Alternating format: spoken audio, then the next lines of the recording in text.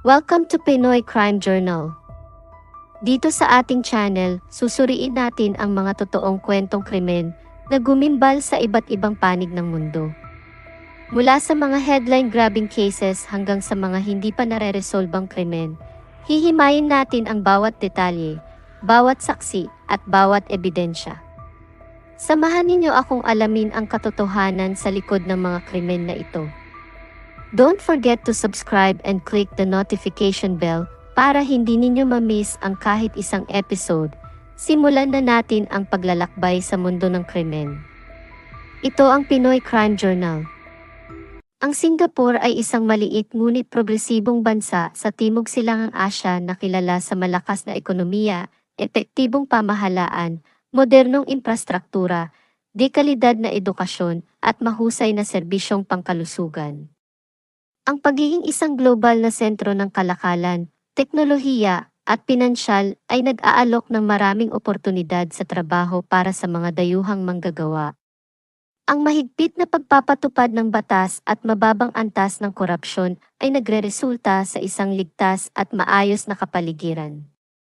Dahil sa mataas na sweldo, magandang benepisyo, at mataas na kalidad ng buhay, maraming manggagawa ang nagnanais magtrabaho at manirahan sa Singapore. At isa na rito ang tubong Changchun, China na si Liu Hongmei. Siya ay 22 years old at pangatlo sa 4 na magkakapatid. Galing siya sa isang simpleng pamilya.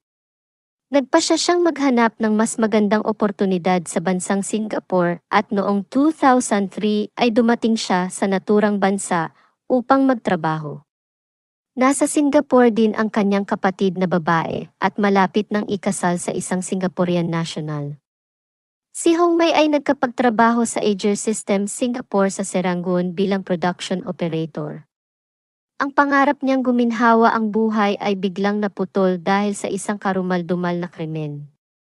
Ating tuklasin ang kwento tungkol sa kasong tinaguriang The Kallang River Body Parts Murder.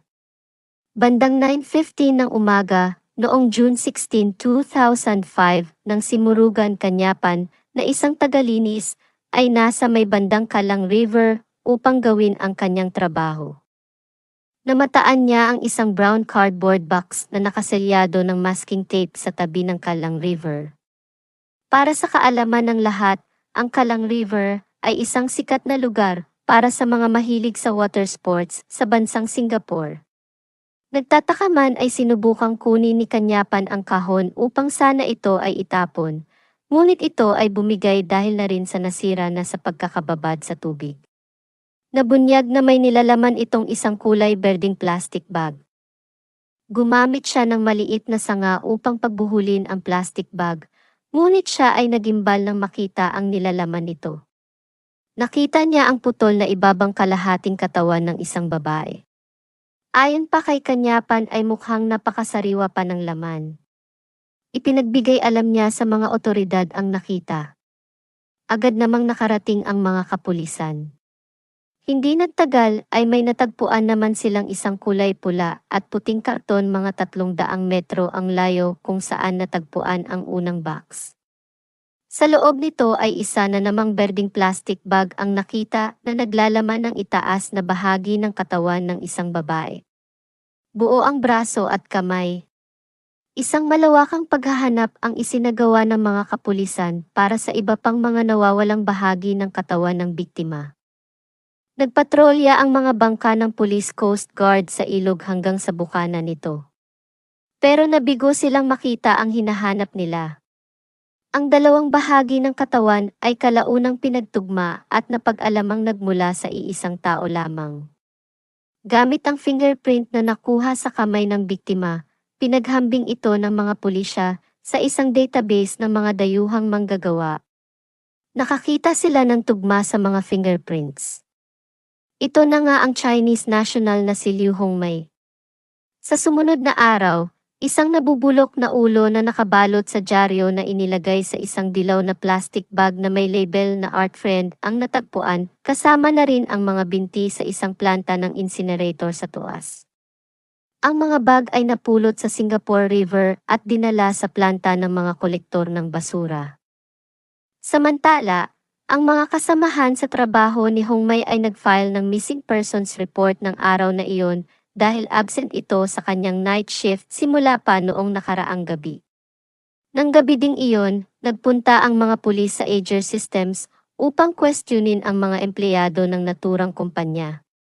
Habang nagtatanong ang mga pulis, nalaman nila na 2 beses na na-promote si Hongmei kahit nasa maikling panahon na ginugol nito sa trabaho.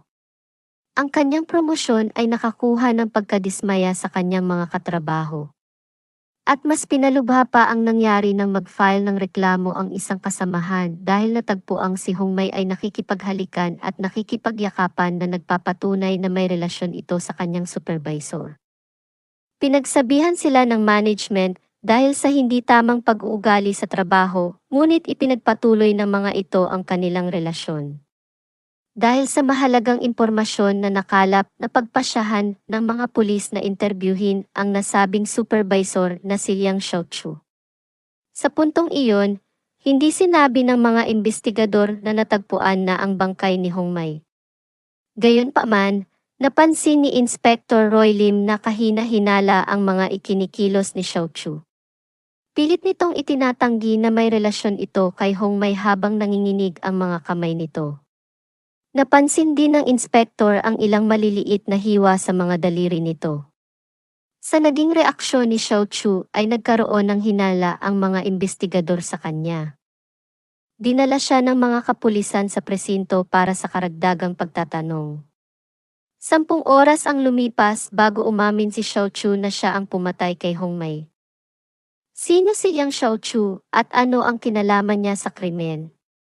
Si Liang Xiaochu ay isang Chinese-Singaporean na ipinanganak noong April 1955. Si Xiaochu na nagtapos ng kanyang pre-university education at national service ay sumali sa Singtel bilang isang empleyado at nagtrabaho ng humigit kumulang na 20 taon sa pagitan ng 1976 at 1996. Sa panahong ito, siya ay nakakuha ng diploma course sa Singapore Polytechnic. Nakakuha rin siya ng diploma sa Electronics and Communication Engineering noong 1983. Noong February 1996, nagpasya siyang umalis sa Singtel at magbukas ng kanyang sariling negosyo, ngunit hindi siya nagtagumpay. Noong April 1997, nagpasya siyang mag-apply bilang isang tagapangasiwa ng produksyon sa Lucent Technologies Microelectronics, na sa huli ay na-restructured at pinalitan ng pangalan bilang Aegir Systems Singapore. Si Xiaochu ay na-deploy sa pabrika sa Serangoon North Avenue at nabigyan ng isang permanenteng night shift mula 7 p.m. hanggang 7 a.m. Walang impormasyon kung kailan nakapag-asawa si Xiaochu o ang pagkakilanlan ng kanyang asawa. Ang impormasyong nakuha ko lamang sa internet ay may 3 silang anak. Isang lalaki at 2 babae. Ang panganay niyang anak ay isang guro, habang ang kanyang nag-iisang anak na lalaki ay undergraduate student pa noong panahong nahaharap siya sa kanyang kasong murder. Ang krimen. Noong June 13, 2005, nag-check-in sina Xiaochu at Hongmei sa Hotel 81 Geylang Lorong. Habang abala si Hongmei sa ginagawa, hindi niya namalayan na ninakaw ni Xiaochu ang kanyang bank card. Alam nito ang kanyang PIN number at madali na lamang na i-withdraw ang kabuuang halaga na mahigit $2,000 na halos inubos na ang kanyang savings account. Nang mapansin ni Hongmei na nawawala ang kanyang ATM ay inireport niya ang nangyari sa pulisya. Nang gabing iyon, sinabi niya kay Xiaochu ang tungkol sa kanyang ginawa at kung paano siya pinayuhan ng mga pulis na maaari niyang tingnan ang CCTV footage upang makilala niya ang magnanakaw. Noong June 15, dinala ni Xiaochu si Hongmei sa kanyang apartment sa Block 114 sa Geylang Lorong. Ang asawa at isa nitong anak ay nasa Thailand upang magbakasyon, kaya't libreng nakapasok si Hongmei sa apartment ng pamilya. Nang araw na iyon, isinagawa ni Xiaochu ang krimen. Sinakal niya ang biktima gamit ang tuwalya. Pagkatapos na masigurong patay na ito, ay hiniwa niya ang katawan sa 7 bahagi gamit ang chopper at rubber mallet, at inilagay ang mga bahagi sa mga plastic bags at karton. Itinapon niya ang mga bahagi sa iba't ibang lokasyon. Ubi Road para sa damit, sapatos, at mga paa, Singapore River, sa ulo at ibabang binti, at Kalang River sa ibaba at itaas na bahagi ng katawan. Ang handbag ni Hongmai ay itinapon malapit sa Ang Mo Kio MRT Station. Ang mga paa, damit, at gamit ni Hongmai ay hindi kailanman natagpuan. Pagkatapos ng kanyang ginawa ay pumasok si Xiao Chu sa trabaho na gaya ng dati, na tila walang ginawang krimen sa araw na iyon.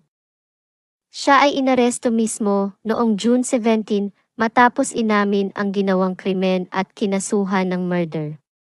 Noong June 18, pumunta ang mga pulis sa apartment ni Xiao Chu sa Geylang kung saan napakaraming reporters ang nag-antay upang kuhanan ng video ang mga eksenang pagpasok at paglabas ng mga kapulisan.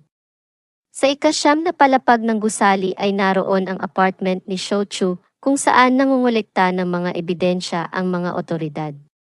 Kabilang sa mga nakolekta ay ang bahagyang nasirang meat cleaver, rubber mallet, ilang pahayagan sa wikang Tsino na nawawala ang ibang mga pahina, mga plastic bags, ang damit ni Xiao Chu na isinuot niya bago siya arestuhin, at isang tuwalya na ginamit niya upang sakalin si Hongmai hanggang sa mamatay ito.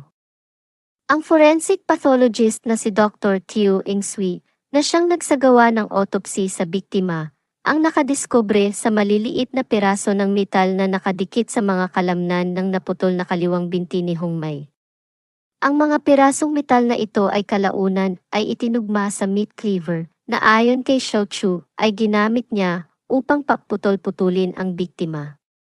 Nakumpirma na ang mga punit-punit na pahina ng mga pahayagan ay tugma sa natagpuang nakabalot sa mga pira-pirasong katawan ng biktima.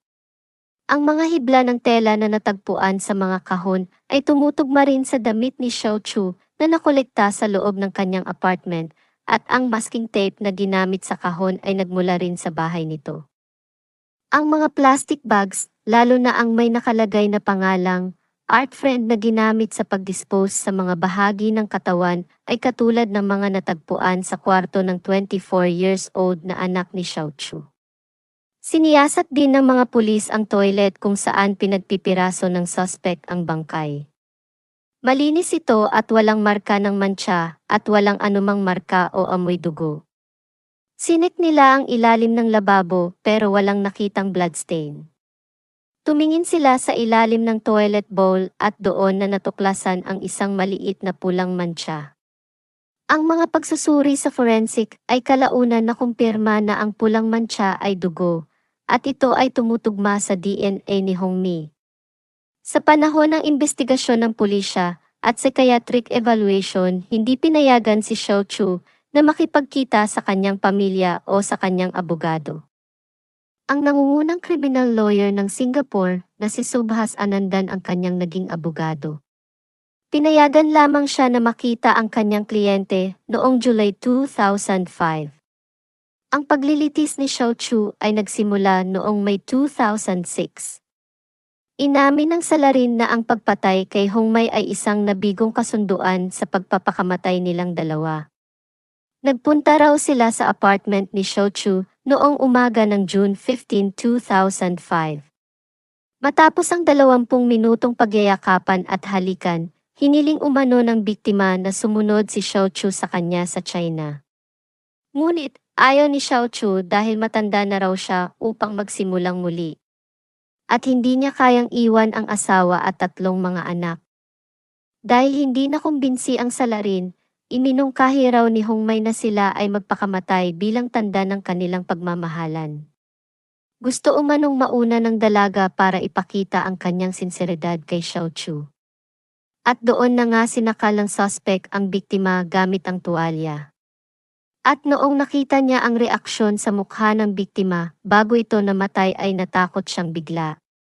Nagbago siya ng isip kaya hindi na itinuloy ang pagpapakamatay. Noong May 19, 2006, hinatulan ni Justice Tae Yong Kwang si Xiao Chu ng kamatayan. Ayon sa kanya, na ang isang masiglang dalaga na may maayos na trabaho sa kanyang murang edad at inaabangan ang pagdalo sa kasal ng kanyang kapatid na babae, ay walang dahilan upang nais na tapusin ang kanyang buhay. Subalit, noong June 2006, nagkaroon ng kontrobersya nang baguhin ni Xiao Chu ang kanyang naunang mga pahayag. Sinabi niyang pinatay niya si Hong Mai dahil sa takot na mahuli sa pagnanakaw ng pera nito sa ATM. Ang kanyang abogado na si Anandan ay umalma at sinabing pinilit umano ang kanyang kliyente ng mga kapulisan na baguhin ang naunang pahayag sa korte. Ngunit tinanggap ni Justice Kwang ang binagong pahayag ni Xiao Chu at binasura ang mga pahayag ng depensa ng maling pag-uugali ng pulisya. Ayon sa hukom, si Liu Hongmei ay namatay sa isang napakalupit na paraan. Sa pangambang ituro si Xiao Chu ng biktima bilang taong nagnakaw ng kanyang ATM card, posibleng magdudulot ito sa kanya ng pagkatanggal sa trabaho. Mabubunyag din ang kanyang relasyon kay Hongmei sa kanyang pamilya at tuluyang mawalan ng respeto ng kanyang pamilya sa kanya. Nagpasya si Xiao Chu na patahimikin ang biktima at iligtas ang kanyang sarili. Ninakaw ng akusado, hindi lamang ang pinaghirapang pera ng biktima, ngunit ninakawan din niya ito ng buhay. Umapila si Xiao Chu, ngunit pinagtibay ng Court of Appeal ang paghatol noong September 2006. Ang pangalawang pagtatangka sa apila ay hindi rin nagtagumpay. Humingi siya ng executive clemency kay Pangulong S.R. Nathan, ngunit ito ay tinanggihan. Ipinatupad ang parusang kamatayan kay Liang Xiaochu noong November 30, 2007. Ang libing ni Liu Hongmei ay ginanap noong July 11, 2005. Ito ay dinaluhan ng mga taong nais magparating ng pakikiramay. Ang kapatid ng biktima na si Hongwei ay hindi na dumalo at nagkaroon ng kanyang sariling mga personal na problema. Ang pamilya naman ng biktima mula China ay hindi na rin nakadalo sa kanyang libing. Ang kabaong ni Liu Hongmei ay napuno ng kanyang mga paboritong laruan, aklat at damit. Siya ay cremate sa Manday Crematorium sa araw ding iyon. Para naman sa pamilya ni Liang Xiaochu, ang inakalang isang mapagmahal na ama at asawa ay isa palang halang na bitukang kriminal. Dahil ayaw nilang maalala pa ang karumal-dumal na ginawa ng ama, nauwi sa pagbebenta ng pamilya ang apartment sa gelang pabalik sa gobyerno sa murang halaga dahil walang sinuman ang gustong bumili. Ang kasong ito ay isang nakakagulat at malagim na krimen na nag-iwan ng malalim na marka sa bansa. Ang mabilis at epektibong investigasyon ng pulisya, kasama ang kooperasyon ng publiko, ay nagdala ng hustisya sa biktima at kanyang pamilya. Ito ay nagpaalala sa lahat ang kahalagahan ng seguridad, ang bisa ng sistema ng hustisya sa Singapore, at ang pangangailangan ng patuloy na pagbabantay upang mapanatili ang kapayapaan at kaayusan sa bansa. Ang ganitong mga insidente ay nagsilbing babala sa lipunan tungkol sa mga panganib ng karahasan at ang kahalagahan ng pagkakaisa at pagtutulungan upang labanan ang kriminalidad. Sa mga naiwan ni Liu Hongmei, napakasakit man ang pagkawala nito, naway mananatili ang mga magandang alaala nito sa mga taong nagmamahal sa kanya. Maraming salamat sa inyong panonood dito sa Pinoy Crime Journal. Kung nagustuhan ninyo ang episode na ito, huwag kalimutang magbigay ng komento at i-share sa inyong mga kaibigan. Tandaan, mag-ingat at manatiling mapagmatsyag. Muli, ito ang Pinoy Crime Journal. Hanggang sa susunod na episode, paalam at magandang araw sa ating mga taga-subaybay.